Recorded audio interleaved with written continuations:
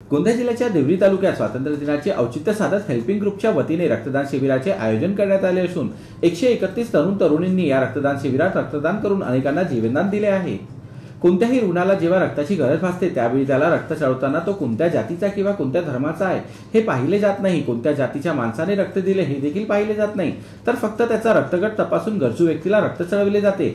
जात आणि धर्म या सर्वांपेक्षा आपण सर्वजण भारतीय आहोत हे महत्त्वाचे आहे। या संकल्पनेतून आणि हाच एकतेचा संदेश देण्यासाठी देवरी हेल्पिंग ग्रुपच्या वतीने दरवर्षी 15 ऑगस्टला स्वातंत्र्य दिनानिमित्त देवरी शहरात भव्य रक्तदान शिबिर घेण्यात येत असल्याची माहिती हेल्पिंग ग्रुपच्या सदस्यांनी दिली असून आमगाव देवरी विधानसभा क्षेत्राचे आमदार सहस्राम कोरोटे यांनी देखील हेल्पिंग ग्रुप देवरीच्या वतीने घेण्यात आलेल्या रक्तदान शिबिरात हजेरी लावत रक्तदात्यांना स्वातंत्र्य दिनाच्या शुभेच्छा दिल्या आहेत।